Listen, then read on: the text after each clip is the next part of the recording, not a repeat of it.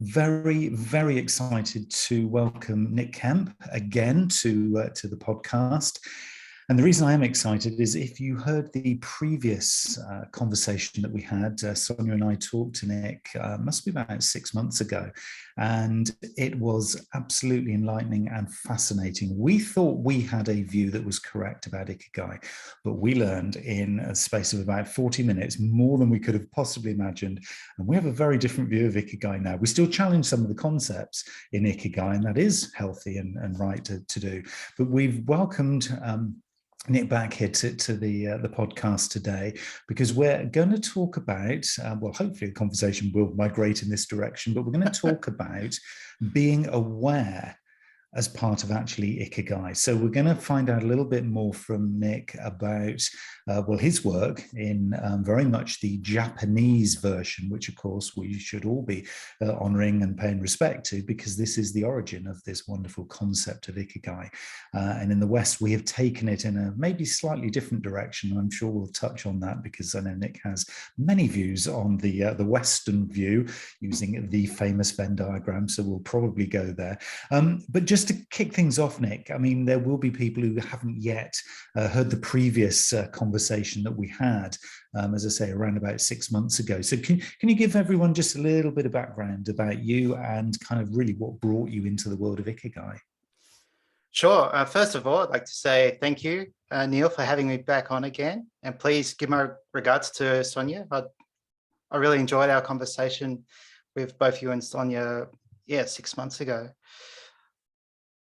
I guess the short story is I lived in Japan for 10 years. My wife's Japanese.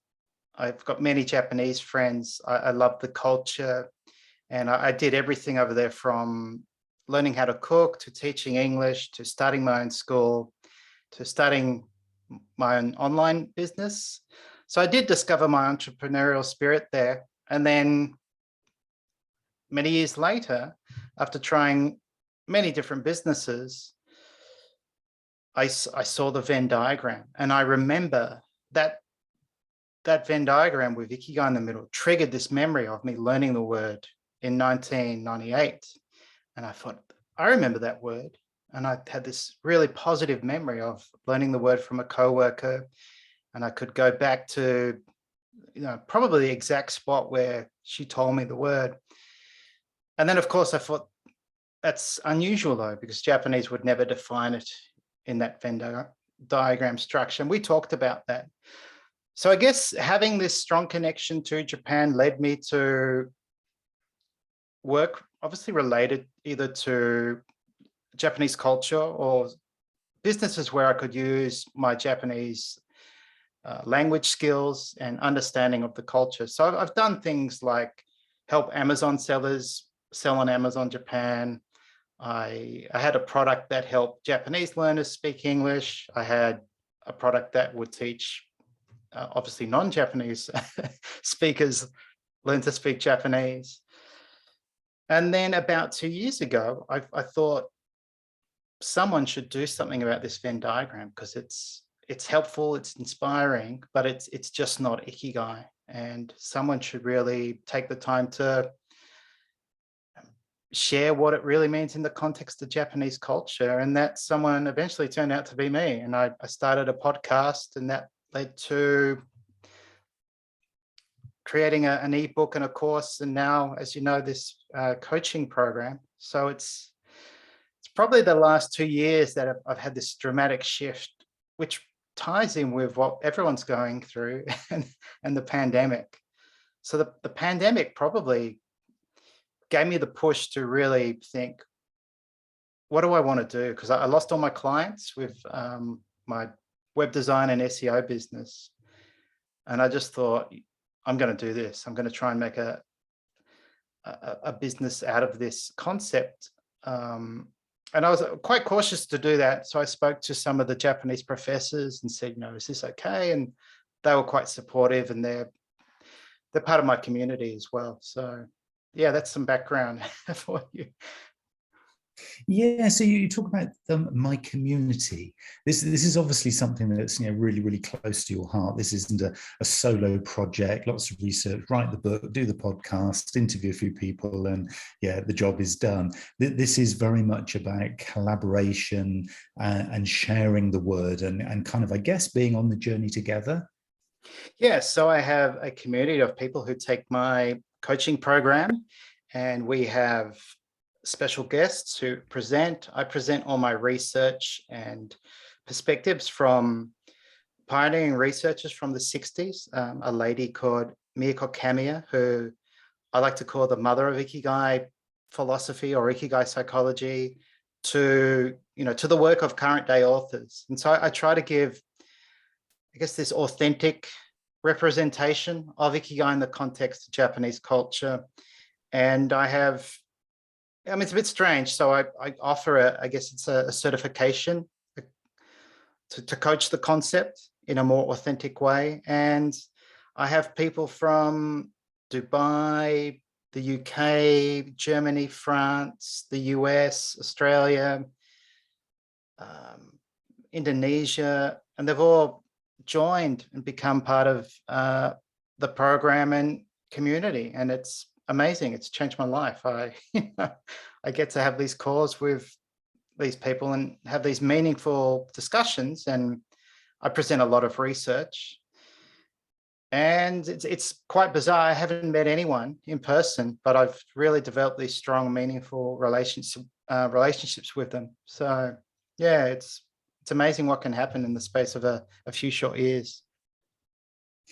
And I guess it is almost that we talk a lot when we discuss sort of Ikigai, Sonia and I, about this kind of sweet spot, and this is the kind of the sweet spot in your world where, you're both being present, the time is right, the assets and the resources just seem to align, and then you can be in that moment, in that place, in that space. So do you think, you talked a little bit about the pandemic, do you think that for you personally, it almost needed that, I don't know, the stars aligning, you could say, for it to be the right time? It's interesting because I could say both yes and no. I think when we think about things, you could certainly say, wow, all these conditions ended up creating this opportunity. But there was this one moment where I thought, right, I'll buy a domain name. And from that single one decision, it led to, what do I do next? I'll do a blog post. I'll try and get a Japanese professor to come on a podcast. So there is this one action, I think, that we need to take once these conditions, evolve or come together, or the stars align, or the planet. I think they say the planets align, don't they? So it's, yeah, definitely the pandemic, me losing my work, and me thinking, I'd already started the podcast, I think, before the pandemic, but there was a point where I thought either I've got to go and find some more clients, or I take this new Ikigai tribe thing and try and build a business out of it. And yeah, it's sort of a yes and no. If I hadn't made that decision, we probably wouldn't have been talking. But if these conditions hadn't arisen, we wouldn't be talking either. So I think that's how I see it for me. Yeah.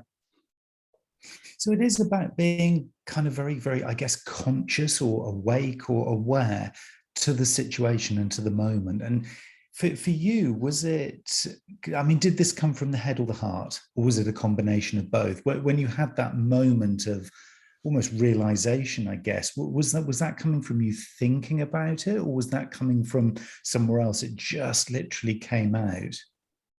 It was both. I think I had doubts, and I almost felt, well, I'm not qualified because I don't know what it is. All I know, it's not that Venn diagram. And I thought I think through my relationship to Japan, I knew it was something deeper and broader, but there was also this casual context in the usage of the word that I knew about. And I did have this inner voice saying, which was really my heart saying, Nick, you should do something about this. And also sort of the marketer in me going, yeah, do something about it. You might be able to build a business out of it. But I really thought this is getting out of hand. And I think I shared with you when I saw it on the World Health Organization website as that framework. I just thought, right, well, okay, I'm going to do something. I'm going to buy domain and try and get a podcast running. So it was both the head and the heart. Probably the heart was there because of my love for Japan, and it just felt wrong that Ikigai was being perceived as this sort of entrepreneurial or dream job framework. The framework itself is very helpful. It's inspiring. And as you know, the person who created the Venn diagram doesn't get any recognition either. So it's this, it's this really unusual, set of circumstances. But to answer your question, I was very present in those moments. I had these internal conversations where I'm thinking, you should do this. And I had all these doubts. And then eventually one day I was like, I'm going to do this. And it felt right. It felt good. It was like this true expression of myself. Yeah. So we've said a couple of times, and I know I preempted that we would at the start of the episode. You've said a couple of times, it's not the Venn diagram. That's not what Ikigai is. So for those who think that is Ikigai, because that is what they've seen on, LinkedIn and various other platforms around the world, what actually is it? So the short answer, there's two ways to say it. So Ikigai comes from the word ikiru, which means to live, and gai means value or worth. So we're talking about value or worth in the context of our whole life, not just in our work. And so Ikigai are the things in life that make your life worth living. And I'm sure for you, it's your, probably your relationship with Sonia is one of the most important things, most meaningful things for you. And I'm sure aspects of your work that gives you a sense of purpose. And I'm sure you have a hobby or you like reading. So there's probably many things that make your life worth living. And I'm sure as we get older, we won't look back and say, man, I wish I spent more time working. You'd probably be saying, I wish I'd picked up the guitar again. I wish I'd spent more time doing, seeing my kids or spending time with my friends. So it's these things in life that make it worth living. And tied to it are ideas of having a sense of purpose. But what we can learn is gai is actually attached to other verbs. So the verb hataraku in Japanese means work. And so if you say hataraki gai, that means meaningful work or the value of working.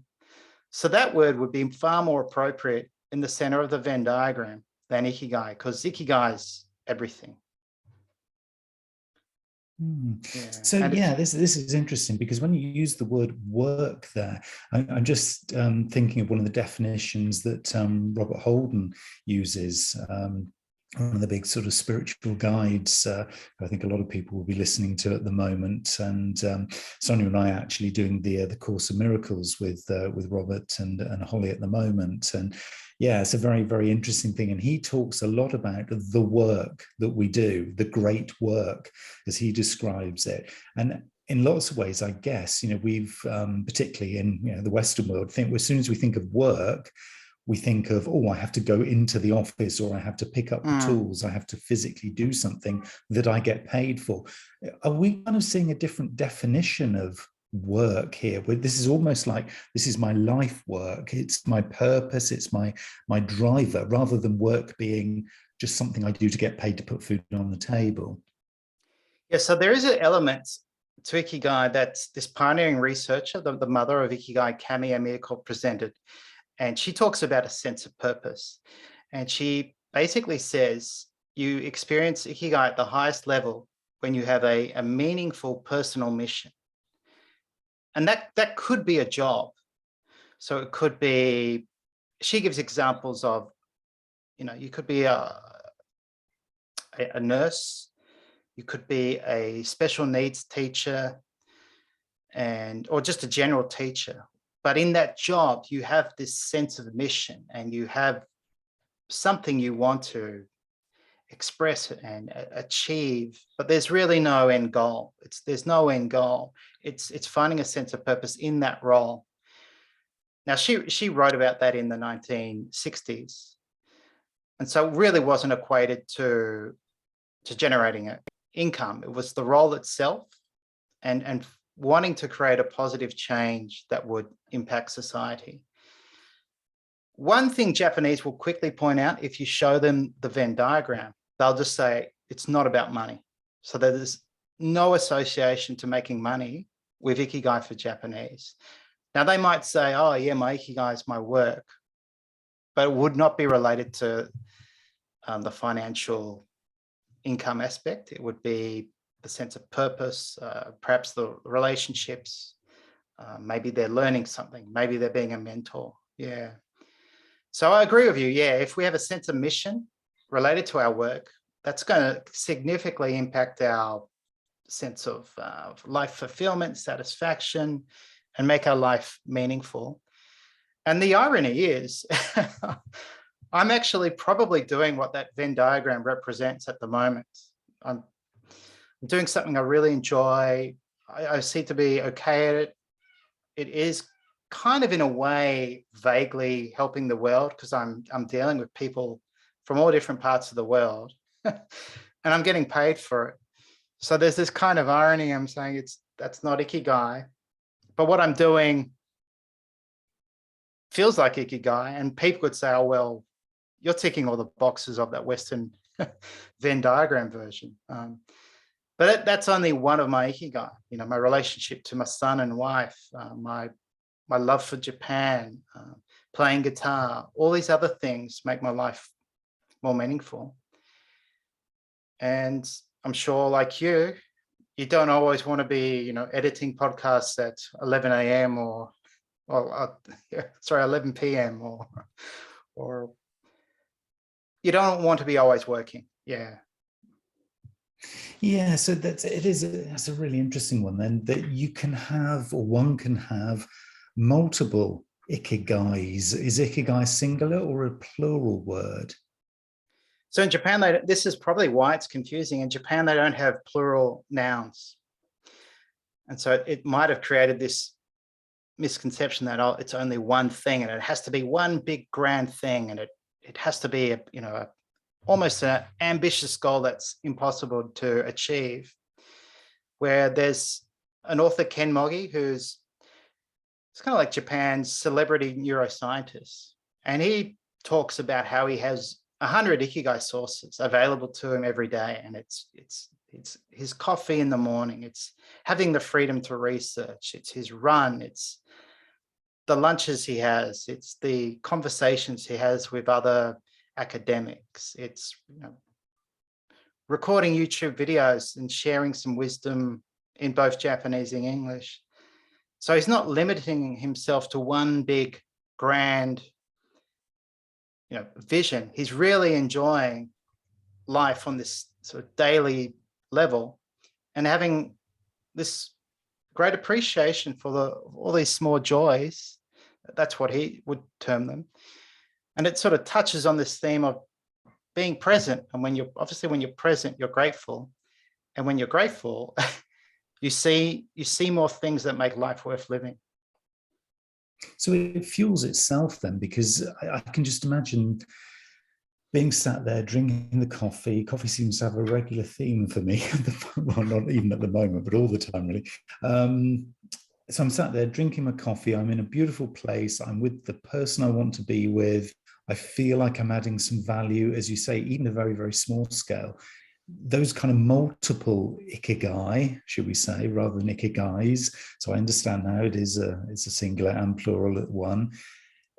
That is enough then. So it isn't about trying to almost find the big life purpose, because that's quite a distraction. And it is much, much more about being in the moment and appreciation and gratitude for the value of things and people and your service that you're doing.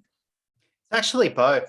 And actually, Ken has one of the best definitions of Ikigai that he was actually interviewed in English. He's very good at articulating Ikigai in English. I mean, he's a fluent speaker, and he just off the cuff said, look, Ikigai can be your morning cup of coffee and chocolate. It can be something as small as walking your dog in the morning.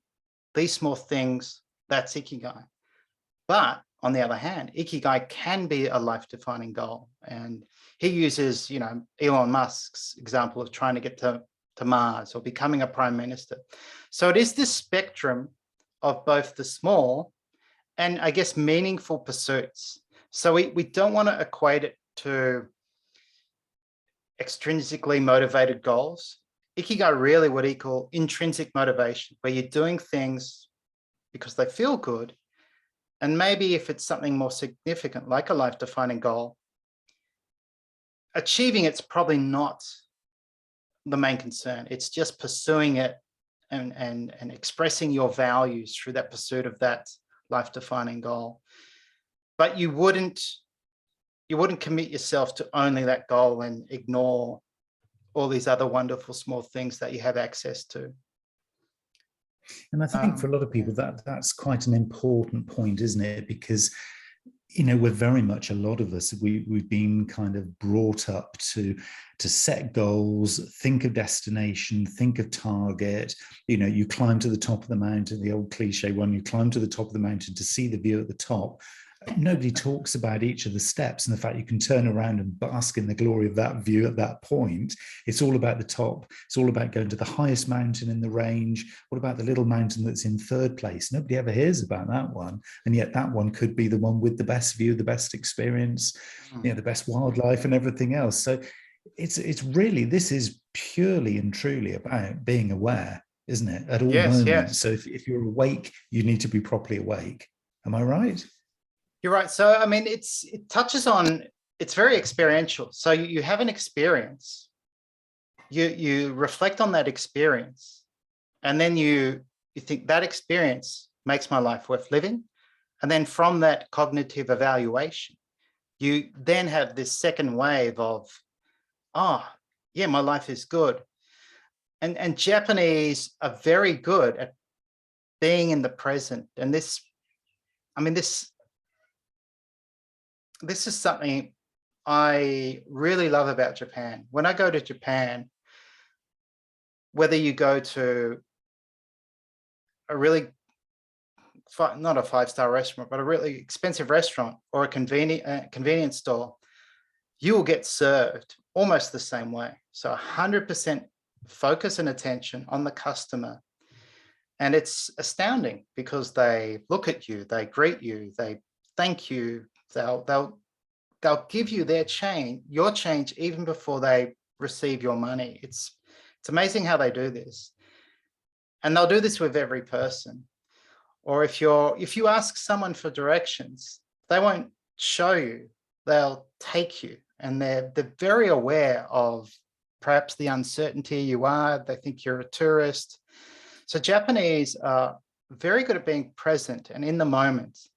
But they also have this understanding of, if I don't do something properly, there's a price to pay. Someone else will pay that price because I haven't cleaned up a counter properly, or I didn't bother checking the change, and now the till's out of whack and the next co-worker's got to deal with it. Whereas, in Australia, we have this kind of she'll be right mentality. Someone else can take care of it. And that's kind of, that's okay. But I think what I learned about Japan is their ability to be present results in harmonious relationships, and just everything works and operates on time. And a good example is the transportation system. You can rely on that down to the second, whereas we definitely can't do that here in Australia. Now, I do have this, be cautious. When I return to Australia from Japan, it's almost this disappointing experience, because as soon as you go to a supermarket or anywhere, it's like, co-workers talking, they're on their phones, you don't get served. And it really highlights this difference of how Japanese can be very present and focused, and also the compound effects of that. So I can share with you a a Zen term I learned from actually a Buddhist Zen priest who's a YouTuber. So should I share that with you? Yes, please. Yeah. Yeah, fascinated to hear this one. So he actually has an interesting name. So his name is Osho Taigu, which means great fool. And the name means that those who have achieved the state of mind that is free from anything. So he has this free state of mind because it's almost like I accept everything. I don't question anything. I understand the true nature of things and everything's fine. So that's quite an interesting name for a priest. But he has a YouTube video where he mentions this Zen term called Ichigai Zanmai. And Ichigai Zanmai means total concentration on a single task. And so Ichigai means one task, and Zanmai means total focus. And this is something I think a lot of people struggle to do outside of Japan, or I do, I'm sure maybe you do. But in Japan, they're really good at single task focus or one act concentration, even on the smallest things, where I think in the West, we might dismiss them and say, well, that's not important. You know, I'll do something else. And he talks about the compound effects of either doing things properly with Ichigai Zanmai or not doing them. And so there's another word that supports this concept, and it's chanto, which is an adverb. So chanto suru, which means to do things properly. So Japanese, it's sort of ingrained from childhood onwards, do things properly.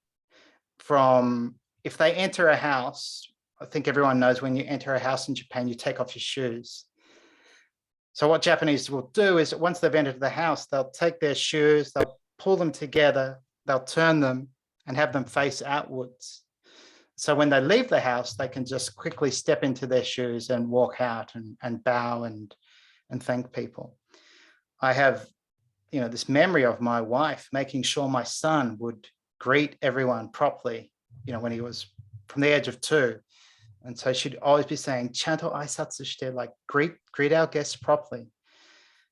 And so this compound effect of doing things properly, and if you maintain it, all areas of your life, you do things properly. And then over decades of time, because you can do everything with focus and attention and with care, I guess people perceive you, maybe non-Japanese will perceive you as like, wow, Kaoru can do everything. She can do embroidery, she can wrap paper, she can do origami, she can cook, she can do all these things, and she's never messy. And this perception like she's really somehow just brilliant at everything.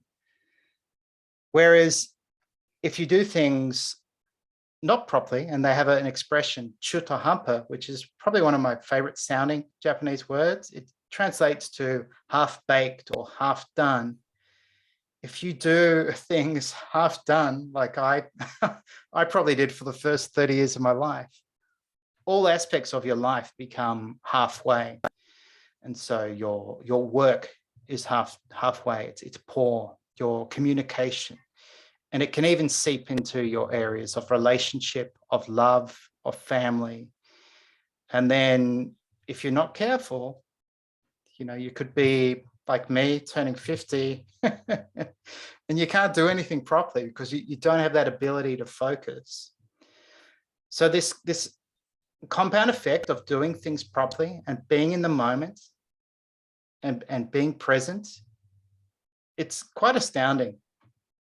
It's quite shocking when you think of the alternative. Like you're wasting your life. You're causing trouble for others because you don't do things properly. And towards the end of your life, you might find out, what have I done? I haven't lived a full life. I haven't lived a meaningful life. I've done everything half-assed, and now it's caught up to me. I think it's a beautiful dichotomy here, isn't there? Because I think for a lot of people, they'll be saying, well, yeah, okay, that's all very well, but I haven't got time for that.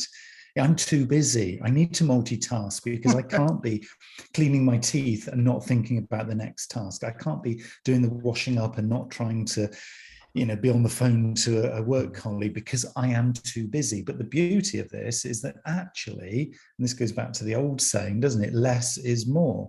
Nobody can technically multitask, even though you think you're multitasking. You're not actually, you're just being chaotic. There's a lot of science and a lot of research behind the impossibility for a human to actually multitask. And yet we kid ourselves, a lot of us, that actually, yeah, I'm getting more done. But like you say, and I can't remember or pronounce the word that you said, but the half-baked word is so true. And for me, that just resonates because that sounds like a real thing of beauty if you can avoid it. Because just that little act of just turning the shoes around, well, yeah, but you're going to spend less time turning those shoes around so you can leave the building effectively and efficiently than you are trying to undo the laces and, well, where's my other shoe? Because you just cast them aside in the entranceway to the building. So actually, the investment in being in the moment is so much more efficient and effective, as well as then all the spin-off benefits that you talk about. Sounds perfect. I'm going to do this today. Yeah, so there you go. So it's also showing respect. So like respect in the case of the shoes to the guest, to the other people in the house.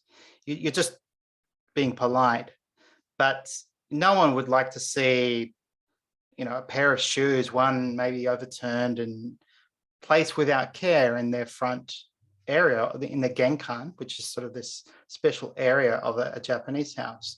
And when you see these two shoes neatly matched, facing outward, you sort of then understand, okay, if it's a child, wow, they've been brought up right. If it's, if it's a teenager, oh, they're doing the right thing. And if it's a first guest, you've got this comfort, oh, they know the correct social norms or cues. So it does have this impact. And I'm sure we all hate it when somebody doesn't do something properly and then we have to deal with that mess or that problem. So Japanese are acutely aware that their actions or their lack of doing things properly will upset someone's day. And so they do ensure to do things properly. It actually reminded me, I mean, it's kind of unrelated, but I'd like to share the story my son shared with me about Nadal, Rafa, the tennis player. He said, if you look on YouTube, you'll never see Nadal smash a racket. He says, even Roger Federer, he smashed rackets when he was young. And Nadal's coach told him, if you smash a racket, I want you to think about all the kids all over the world who can't even afford a racket and they're watching you. Imagine watching you smash a racket with that total disregard, lack of respect to the racket, to the sport. And so it's kind of the same thing. If you do things properly, behave properly, you are giving respect to the people around you. And so, yeah, I was like, wow, that's almost embodying a Japanese concept of being respectful to objects, because it conveys this value of truly appreciating your life's opportunities, the people around you, the people who support you. So I think that's an element we all should associate to being present, because if you're present, it probably leads to more appreciation. Or we could almost say, if you appreciate the things in life, it makes you more present because you're focused on, that cup of coffee, or that, someone slightly moving out of your way as you're walking down the street to give you more space, or people going to the trouble of writing to you, or all these things that we could easily dismiss and go, oh, okay, whatever, that's not a big thing, so it's not important. And there's a lot of kind of get what you give appearing for me here, the way that you describe these opportunities. And I guess they are still choices. People can live that life half-baked, and it is their choice, and they can go away and do that. We're not here to judge people who decide to do that. But I think it is about those decisions, because you will get what you give. If you give that little bit of space to somebody who's approaching you in the street, you'll get, favor, respect back in return. So that in itself it almost self-fuels doing more and having more and getting more. So I guess in lots of ways, this whole idea, I think we might have come full circle here back to it's not about getting rewarded, but it could be, because your reward for living your Ikigai in multiple senses, maybe not the big dream, just those little moments, could be the spin-off effect that it has on other people. And then you are being rewarded by getting more respect back from them. So is this it feels like this is a bit of a circular thing. Yeah. So it's almost like a win-win for everybody around you as well. No, I'd say we could definitely look at it like that. And I think it goes back to more that Ikigai is proactive, meaning it responds to you being proactive. And so we can have that in various contexts. So if you get up early and exercise and stretch and, brave the cold, or, go outside and feel the sun's rays, it has that health benefit.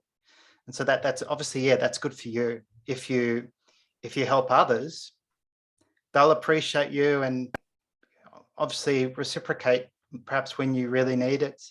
And so this is from Ken Mogi, who's Japan's neuroscientist, sort of like a celebrity neuroscientist. And he wrote a book called The Little Book of Ikigai. And he talks about, Ikigai is proactive. And the more you do, the more little things you do, the more you're going to feel Ikigai, and you'll feel it. And he talks about the importance of being in the here and now.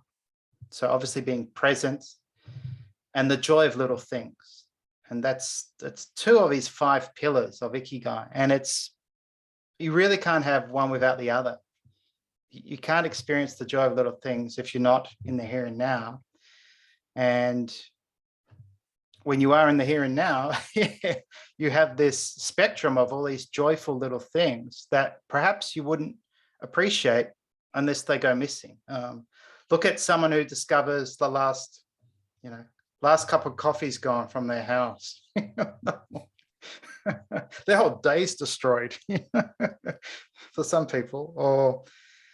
Or the frustration when, really ridiculous things. Maybe you're having a pie or something, and you find out there's no tomato sauce. And some people lose their cool over that, but they won't appreciate when they have those things available to them almost every other day.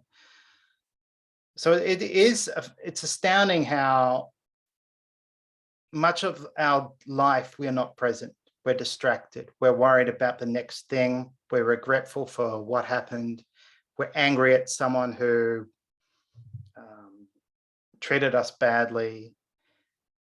And we can only be present for, at best, like minutes of the day. Whereas I found that Japanese can be present for extended periods, almost throughout the day. And then when they switch off and do something, they really switch off. They'll fully embrace that time where they completely relax, don't stress, don't worry.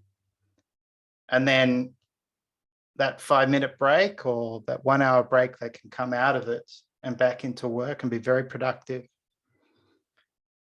It's really, really fascinating. There will be people, I'm sure, on this thinking, I actually want to spend a little bit more time being a little bit more aware, a bit more present, a bit more conscious, a little bit more gratitude in my day-to-day. If they're interested in kind of learning a little bit more about the community, obviously there are a lot of like-minded sort of people in your community at the moment, kind of everybody on a journey of discovery and, trying to find more about this whole concept. And I guess surround themselves with people who will help them to feel like they're part of something that will almost keep them on track, because this isn't necessarily, if you're new to this kind of thought process or feeling, it's not necessarily an easy first few steps to take. So how would they engage with you and the community?